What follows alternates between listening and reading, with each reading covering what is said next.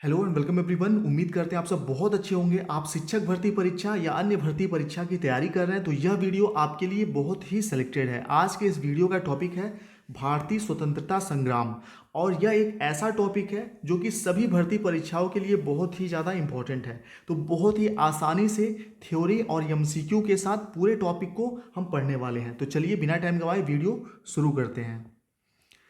देखिए, भारतीय स्वतंत्रता संग्राम, सबसे पहले यहाँ आपको ये जानना इंपॉर्टेंट है कि अंग्रेज जो है भारत कब आए और उनका जो राजनीतिक सत्ता है भारत में कैसे स्थापित हुआ। तो ध्यान दीजिएगा, 23 जून 1757 को, ठीक है, 1757 को यहाँ पर अंग्रेजों और नवाब सिराजुद्दौला के बीच युद्ध हुआ, जिसमें कि अंग्रेजों का विजय हुआ। और इसी युद्ध के बाद अंग्रेजों की राजनीतिक सत्ता भारत में स्थापित होनी शुरू हो गई। तो यहाँ देखिए, ब्रिटिश भारत में राजनीतिक सत्ता 1757 में प्लासी के युद्ध के बाद जीत गए। यही वह समय था जब अंग्रेज भारत आए और करीब 200 साल तक भारत पर इन्होंने राज किया था। 1848 में लॉर्ड डलहौजी के कार्यकाल के दौरान ही यहाँ अंग्रेजों का शासन स्थापित हुआ। तो यहाँ पर इंपॉर्टेंट ये है कि अंग्रेजों का भारत में एंट्री कब हुआ, तो प्लासी के युद्ध के बाद हुआ। और प्लासी का युद्ध किस सन में हुआ था? 23 जून 1757 को हुआ था, ठीक। और किसके बीच हुआ था? अंग्रेजों के बीच हुआ और नवाब सिराजुद्दौला के बीच हुआ था। अंग्रेजों के तरफ से नेतृत्व किसने किया इस युद्ध का? तो रॉबर्ट क्लाइव ने किया। मोस्ट इंपॉर्टेंट क्वेश्चन है, एग्जाम में कई बार पूछा गया है, तो याद रखिएगा, प्लासी के युद्ध का अंग्रेजों की तरफ से जिन्होंने नेतृत्व किया रॉबर्ट क्लाइव, और नवाब सिराजुद्दौला की तरफ से किन्होंने किया था? जाफर ने, मीर जाफर ने किया था, ठीक है। यह युद्ध मुर्शिदाबाद जिले के भागीरथी नदी के तट पर स्थित प्लासी नामक स्थान पे लड़ा गया था 1757 को, और इसीलिए इसका नाम प्लासी का युद्ध पड़ा। चलिए, इसके बाद नेक्स्ट पेज पे चलते हैं, और यहाँ पर जो भी चीज़ें आपको बताई जा रही हैं बहुत ही सिलेक्टेड हैं एग्जाम के हिसाब से, तो चीज़ों को आप नोट करते चलिए, खुद के नोट्स बनाइए ताकि एग्जाम में रिवीजन कर सकें आप। अब बात करेंगे 1857 का विद्रोह। 1857 के विद्रोह से कई क्वेश्चन पूछे जाते हैं एग्जाम में, ठीक है, आधुनिक इतिहास के अंतर्गत। तो यहाँ पर आप ध्यान रखिए, 1857 का विद्रोह कब शुरू हुआ? 10 मई 1857 को इसकी शुरुआत हुई। और यहाँ पर मुख्य भूमिका किसकी थी? मंगल पांडे, ठीक है, बख्त खान, बेगम हजरत महल, नाना साहब, रानी लक्ष्मीबाई, तात्या टोपे इत्यादि। और इम्पॉर्टेंट ये भी 1857 की क्रांति से पूछा जाता है कि अलग अलग स्थानों पे जो 1857 में विद्रोह हुआ वहाँ पर नेतृत्वकर्ता कौन था। आगे वो सभी चीज़ें हम देखने वाले हैं। अब इसका कारण क्या था विद्रोह का? लॉर्ड डलहौजी की राज्य हड़प नीति, ठीक है, लॉर्ड वेलेजली की सहायक संधि, और सैनिकों की चर्बी युक्त कारतूस का उपयोग करने पर बाध्य करना, ठीक है। यानी कि 1857 के विद्रोह के छोटे छोटे कई कारण थे, और यह सक्सेसफुल क्यों नहीं हुआ? क्योंकि कह सकते हैं कि एकजुटता नहीं थी, ठीक है, इसकी वजह से, और कोई व्यवस्थित इसका सिस्टम नहीं बन पाया, इसलिए यह असफल रहा था। लेकिन आगे और भी चीज़ें हम देखते हैं। यह विद्रोह प्रथम भारतीय स्वतंत्रता संग्राम, सिपाही विद्रोह, भारतीय विद्रोह के नाम से भी जाना जाता है। 1857 की क्रांति की शुरुआत 10 मई 1857 को मेरठ में हुई थी, ठीक है। ध्यान रखिएगा कहाँ से इसकी शुरुआत हुई, तो मेरठ से इसकी शुरुआत हुई, और यह 10 मई 1857 को इसकी आगाज हुई थी, शुरुआत हुई थी। चलिए अब आगे देखते हैं। क्रांति के समय गवर्नर जनरल कौन था? यह भी इंपॉर्टेंट है, एग्जाम में पूछा जाता है कि क्रांति के समय, 1857 की क्रांति के समय भारत में गवर्नर जनरल कौन था? तो लॉर्ड कैनिंग था। मोस्ट इंपॉर्टेंट है, याद रखिएगा। क्रांति का प्रतीक क्या था? कमल या चपाती इसका प्रतीक था। क्रांति के अन्य नाम आपको अभी बताया गया।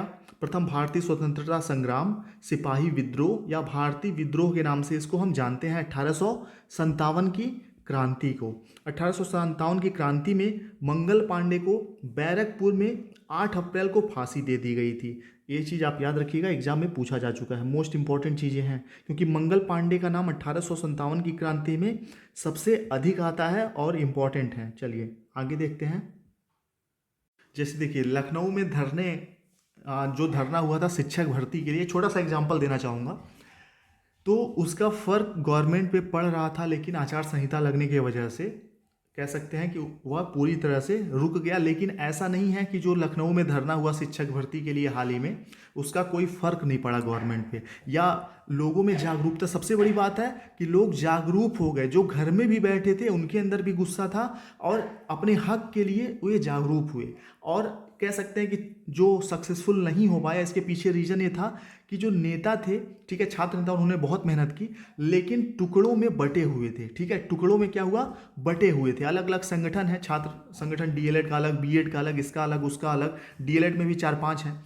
तो यही सारे रीजन यहाँ पर भी थे। 1857 की क्रांति के समय भी यही सभी रीजन थे कि छोटे छोटे टुकड़ों में बटे हुए थे और संगठित नहीं थे। तो संगठन बहुत ही ज़्यादा जरूरी है। ठीक है, लेकिन ये है कि हर एक युद्ध के आगाज़ का या आंदोलन का कुछ ना कुछ पॉजिटिव रिजल्ट निकल के सामने आता है, जो कि शिक्षक भर्ती वाले आंदोलन का भी निकल के सामने आएगा और 1857 की क्रांति का भी रिजल्ट निकल के सामने आया था। जो 1947 में आज़ादी मिली, उसका जो शुरुआत था वह 1857 में ही हुआ था, कह सकते हैं। चलिए यहाँ पर ध्यान अब दीजिएगा आप कि क्रांति की शुरुआत 31 मई 1857 को ही निश्चित हो गई थी। ठीक है, सॉरी 31 मई को निश्चित की गई थी, लेकिन इसकी शुरुआत जो है 10 मई 1857 को ही हो गई थी। ठीक है, चलिए अब यहाँ पर भाग लेने वाले जो प्रमुख नेता हैं, 1857 की क्रांति में भाग लेने वाले प्रमुख नेता जो हैं, स्थान देखिएगा, ध्यान रखिएगा, मोस्ट इंपॉर्टेंट है, यहीं से क्वेश्चन बनेगा। नेतृत्वकर्ता और स्थान, मेरठ से नेतृत्वकर्ता थे मंगल पांडे, ठीक, दिल्ली से थे बहादुर शाह जफर, लखनऊ से थी बेगम हजरत महल, कानपुर से थे नाना साहब, ठीक है, झांसी से लक्ष्मीबाई, इलाहाबाद से लियाकत अली, बिहार से थे, ठीक है, ध्यान रखिएगा, बिहार से कौन थे, कुंवर सिंह थे, और बिहार से कुंवर सिंह कई बार आया हुआ है, याद रखिएगा। और बाकी इन लोगों के बारे में डिटेल में अलग से भी हम पढ़ने वाले हैं, जो भी यहाँ पे बेगम हजरत महल, नाना साहब, लक्ष्मीबाई, लियाकत अली, कुंवर सिंह, बहादुर शाह जफर, मंगल पांडे, बहादुर शाह जफर वगैरह से भी क्वेश्चन आते हैं। लेकिन अभी 1857 की क्रांति पढ़ रहे हैं तो उससे रिलेटेड चीज़ें हम देख रहे हैं। चलिए, तो ये चीज़ें आप समझ गए कि नेतृत्वकर्ता और स्थान। अब आगे देखते हैं। अब देखिए यहाँ पर 1857 की जो क्रांति हुई, ठीक है, उसके फलस्वरूप क्या हुआ कि जो कंपनी शासन थी, कंपनी शासन का मतलब ये हुआ कि अंग्रेज भारत क्या करने आए थे, व्यापार करने आए थे, यानी कि उनकी कंपनी यहाँ व्यापार करने आई थी, लेकिन शासन उन्होंने प्रारंभ कर दिया।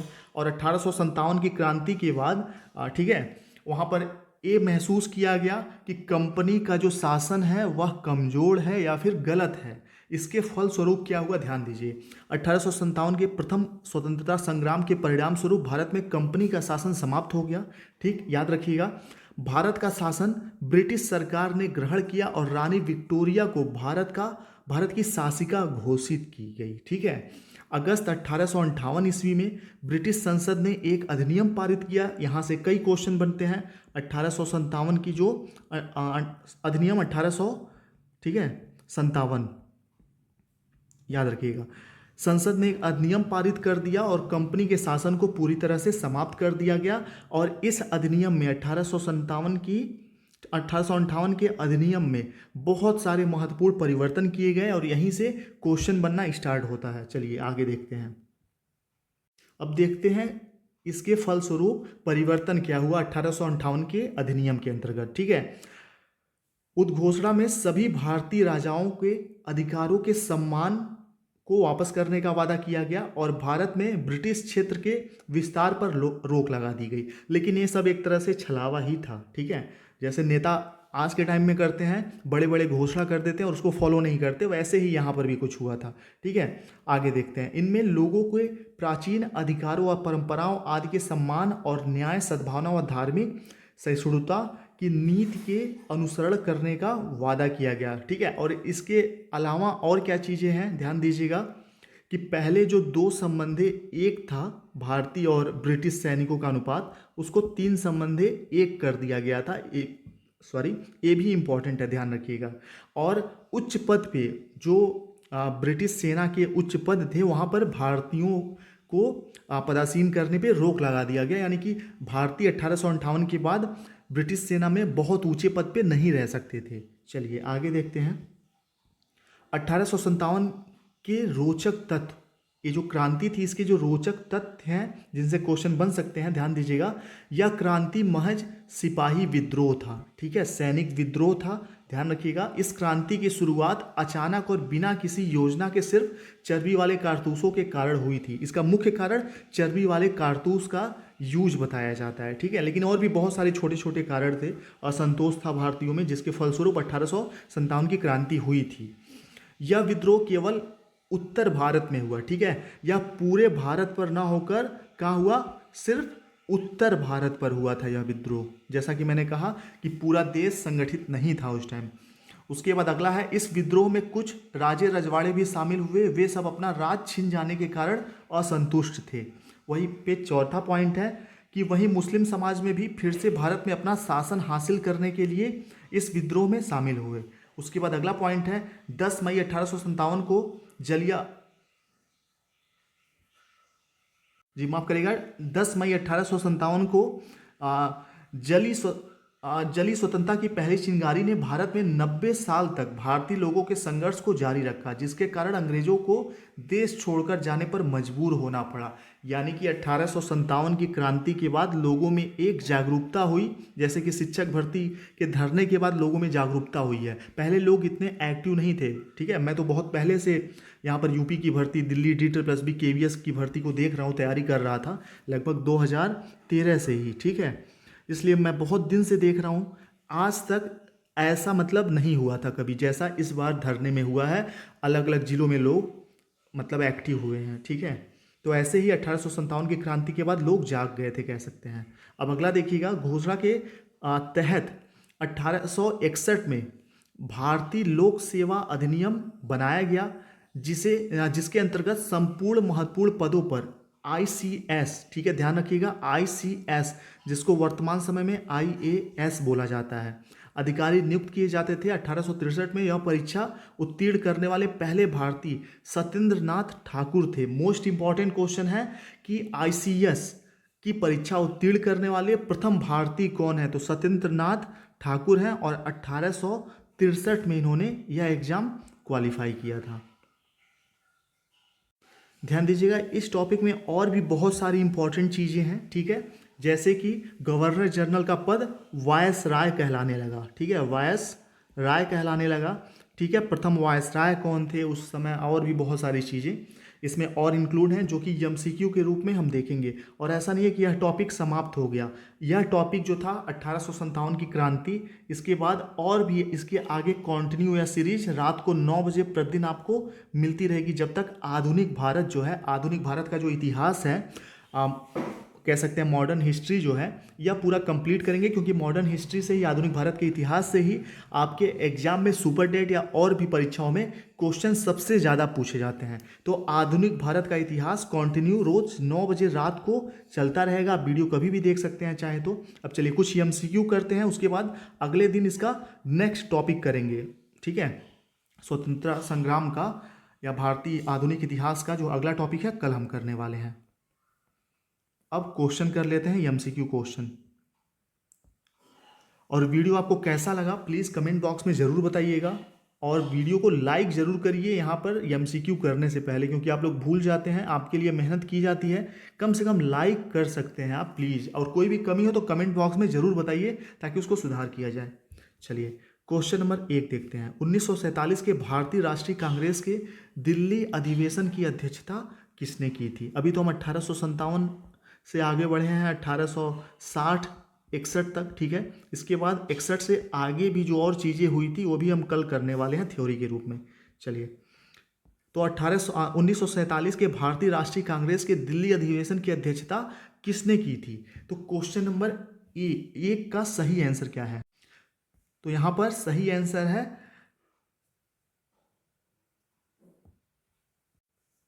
राजेंद्र प्रसाद, ठीक है, बी ऑप्शन सही है, राजेंद्र प्रसाद। अगला क्वेश्चन है, भारतीय राष्ट्रीय कांग्रेस का 1938 का अधिवेशन किस शहर में हुआ था? भारतीय राष्ट्रीय कांग्रेस का 1938 का अधिवेशन किस शहर में हुआ था? सही आंसर है आपका ए, हरिपुरा में, ध्यान रखिएगा। अगला देखते हैं, 1927 की बटलर कमेटी, ठीक है, इसका उद्देश्य क्या था? एग्जाम में आया हुआ क्वेश्चन है शिक्षक भर्ती में। 1927 की बटलर कमेटी का उद्देश्य क्या था? क्वेश्चन नंबर 3 सही आंसर है डी, भारतीय सरकार तथा देशी राज्यों के बीच संबंधों को सुधारना। जो बटलर कमेटी का गठन किया गया था, भारतीय सरकार तथा देशी राज्यों के बीच संबंधों को सुधारना इसका उद्देश्य था। अगला है, भारत छोड़ो आंदोलन का नेतृत्व किसने किया था? मोस्ट इंपॉर्टेंट, तो इसमें डी ऑप्शन बिल्कुल सही है, सभी लोगों ने किया था। महात्मा गांधी जी ने, जवाहरलाल नेहरू, डॉक्टर भीमराव अम्बेडकर जी ने। सभी लोगों ने भारत छोड़ो आंदोलन का नेतृत्व किया था। ये भी आगे हम पढ़ने वाले हैं, ठीक है। भारत छोड़ो आंदोलन वगैरह सब कुछ हम 9 बजे प्रतिदिन जो क्लास चल रही है उसमें पढ़ेंगे आगे। अगला है करो या मरो का मंत्र किसने दिया था? Question number 5। सही आंसर है महात्मा गांधी। डी ऑप्शन बिल्कुल सही है, करो या मरो। और किस आंदोलन में दिया था, ये भी क्वेश्चन बन सकता है। करो या मरो का नारा जो है किस आंदोलन में दिया गया था? तो भारत छोड़ो आंदोलन के अंतर्गत करो या मरो का नारा दिया गया था महात्मा गांधी द्वारा। भारत में साइमन कमीशन के बहिष्कार का मुख्य कारण था। इंपॉर्टेंट क्वेश्चन है, भारत में साइमन कमीशन के बहिष्कार का मुख्य कारण क्या था? क्वेश्चन नंबर 6 सही आंसर है बी सॉरी, सभी सदस्य अंग्रेज थे, ठीक है। अगला देखते हैं, भारत में वैध शासन प्रारंभ कब किया गया? वैध शासन, क्वेश्चन नंबर 7 सही आंसर है सी, मॉन्टेग्यू चेम्सफोर्ड रिफॉर्म्स, ठीक है, 1919 से। ये सभी जो क्वेश्चन हैं बहुत ही सिलेक्टेड हैं और एक कभी ना कभी किसी भी प्रतियोगी परीक्षा में पूछे जाने वाले क्वेश्चन हैं, तो इसलिए आप सभी को इंपॉर्टेंट समझते हुए नोट करिएगा या याद रखिएगा। अगला है क्वेश्चन नंबर 8, निम्न में से किस आंदोलन में सरदार वल्लभ भाई पटेल ने मुख्य भूमिका निभाई? निम्न में से किस आंदोलन में सरदार वल्लभ भाई पटेल ने मुख्य भूमिका निभाई? क्वेश्चन नंबर 8 सही आंसर है डी, बारदोली सत्याग्रह में, ठीक है। दांडी मार्च वगैरह सब कुछ हम देखने वाले हैं आगे, जो भी आंदोलन हुए हैं। अगला देखते हैं, किसने असहयोग आंदोलन के दौरान विदेशी कपड़ों को जलाया जाना एक निष्ठा बर्बादी बताया? क्वेश्चन नंबर 9 सही आंसर है डी, रविंद्रनाथ टैगोर ने। असहयोग आंदोलन के दौरान विदेशी कपड़ों का जलाया जाना निष्ठा बर्बादी बताया गया था, रविंद्रनाथ टैगोर द्वारा, ध्यान रखिएगा।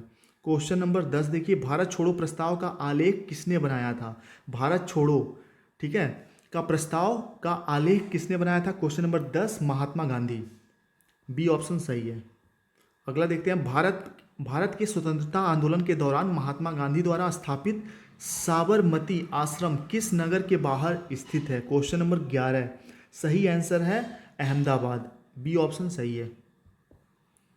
किसने सुझाव दिया था कि स्वतंत्रता प्राप्ति के बाद भारतीय राष्ट्रीय कांग्रेस को समाप्त कर दिया जाए? ठीक है, किसने सुझाव दिया था कि स्वतंत्रता प्राप्ति के बाद भारतीय राष्ट्रीय कांग्रेस को समाप्त कर दिया जाए? क्वेश्चन नंबर 12 सही आंसर है महात्मा गांधी ने।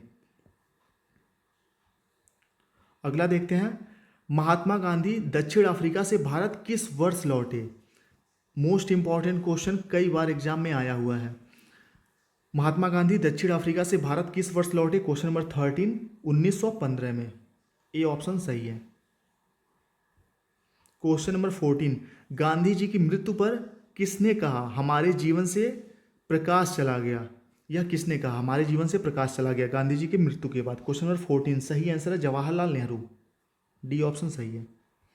अगला देखते हैं, इनकलाब जिंदाबाद का नारा किसने दिया? क्वेश्चन नंबर 15 सही आंसर इसका है डी, मोहम्मद इकबाल। इनकलाब जिंदाबाद का नारा, इनकलाब का नारा मोहम्मद इकबाल। महात्मा गांधी ने, अगला क्वेश्चन है, महात्मा गांधी ने सत्याग्रह क्रियाविधि सबसे पहले कहाँ प्रस्तुत की? महात्मा गांधी ने सत्याग्रह क्रियाविधि सबसे पहले कहाँ प्रस्तुत की? क्वेश्चन नंबर 16 सही आंसर है चंपारण में। जय हिंद का नारा किसने दिया? क्वेश्चन नंबर 17 सही आंसर है सुभाष चंद्र बोस ने। नारों से भी क्वेश्चन पूछे गए हैं। अगला है, वर्ष 1947 के बाद निम्नलिखित में से किस राज्य को भारत संघ में सैनिक कार्यवाही द्वारा बलपूर्वक मिलाया गया था? क्वेश्चन नंबर 18, जब आज़ाद हुआ भारत तो छोटे छोटे कई रियासतों में, ठीक है, बहुत से रियासतों में भारत बटा हुआ था, ठीक। सरदार वल्लभ भाई पटेल जी ने इसको एक सूत्र में बांधने का कार्य किया था, ये भी इंपॉर्टेंट है, आगे सब देखने वाले हैं हम लोग ये सारी चीज़ें। चलिए, तो यहाँ पर क्वेश्चन नंबर 18 का सही आंसर हो जाएगा ए, हैदराबाद को, ठीक है, हैदराबाद को बलपूर्वक भारत में मिलाया गया था सैन्य कार्यवाही द्वारा। इंपॉर्टेंट क्वेश्चन है। 19 देखिए, किसने कहा था तुम मुझे खून दो मैं तुम्हें आज़ादी दूंगा? ये सभी क्वेश्चन ईजी तो हैं लेकिन ये है कि इंपॉर्टेंट है इसलिए शामिल किया गया है। तो सुभाष चंद्र बोस जी ने कहा था, ये चीज़ आप सभी को पता है। अगला देखते हैं, देश बंधु की उपाधि संबंधित है, देश बंधु की उपाधि संबंधित है। क्वेश्चन नंबर 20 सही आंसर है बी, चित्तरंजन CR दास, देश बंधु की उपाधि। कांग्रेस ने भारत छोड़ो आंदोलन का प्रस्ताव किस वर्ष पारित किया था? कांग्रेस ने भारत छोड़ो आंदोलन का प्रस्ताव किस वर्ष पारित किया? 21वें क्वेश्चन का सही आंसर होगा 1942 में, 1942 में। डी ऑप्शन सही है। अगला देखते हैं, सुभाष चंद्र बोस ने सिंगापुर में दिल्ली चलो का नारा कब दिया? किस सन में दिया? Question number 22। तो बी ऑप्शन इसका सही है, 1943 में, 1943 में। वर्ष 1919 में जलियांवाला बाग हत्याकांड कहाँ पर हुआ था? 1919 में जलियांवाला बाग हत्याकांड कहाँ हुआ था? क्वेश्चन नंबर 23 सही आंसर है ए, अमृतसर। देखिए सुपर टेट एग्जाम जो है 4 महीने, 5 महीने, 6 महीने बाद कब होगा अभी कुछ क्लियर नहीं है, ठीक है। या फिर अन्य भी भर्ती परीक्षा की आप तैयारी कर रहे होंगे, लेखपाल वगैरह की, सभी के लिए इंपॉर्टेंट है ये चीज़ें। तो अभी हमारे पास टाइम काफ़ी है, इसलिए सभी टॉपिक को डिटेल में पढ़ने वाले हैं, ताकि 30 नंबर का, ठीक है, प्लस 10 नंबर का, 30 नंबर का जीके और करंट अफेयर जो सुपर टेट में आता है, जीके प्लस करंट अफेयर्स, ठीक है। उसके बाद 10 नंबर का साइंस आता है आपका, उसके बाद ईवीएस आता है 10 नंबर का। टोटल 50 नंबर का ये जो पोर्शन है, 50 नंबर के पोर्शन को इस तरीके से रात को 9 बजे प्रतिदिन हम पढ़ने वाले हैं कि 50 में से कम 45 प्लस नंबर आप इसमें गेन कर सकें, ताकि यहाँ पर बहुत अच्छा स्कोर आप करके आप शिक्षक भर्ती या जो भी एग्जाम की तैयारी कर रहे हैं उसमें सेलेक्ट हो आप। तो इसलिए रात को 9 बजे प्रतिदिन आइए। और एक छोटा सा रिक्वेस्ट, अगर वीडियो थोड़ा सा भी हेल्पफुल आपको लगता हो कि आपके लिए थोड़ी सी भी मेहनत की जा रही है, तो कम से कम अपने एक फ्रेंड को टारगेट टीचर 68500 चैनल के बारे में बताइए, ठीक है। चैनल से जोड़िए और आप लोग भी डेली क्लास अटेंड करिए। चलिए मिलते हैं आप सभी लोगों से नेक्स्ट वीडियो में। नेक्स्ट वीडियो में हम धीरे धीरे समय बढ़ाएंगे। आज लगभग 20 मिनट के समय ही वीडियो है लगभग इसकी टाइमिंग। कल से कोशिश करेंगे 30 मिनट से 45 मिनट का क्लास हो। भी क्लास बहुत लंबा करने में मुझे थोड़ी बोरियत महसूस होती है कि आप लोग पता नहीं पढ़ना पसंद करते होंगे कि नहीं। तो कमेंट बॉक्स में ये भी बताइए आप कि क्लास 30 मिनट से लेकर 45 मिनट के बीच में अगर चलाया जाए तो कोई प्रॉब्लम आपको है, या फिर 20 मिनट की क्लास ही इनफ है डेली। चलिए मिलते हैं नेक्स्ट वीडियो में इसके नेक्स्ट टॉपिक के साथ रात को 9 बजे प्रतिदिन। वीडियो को लाइक ज़रूर करिएगा। Thank you.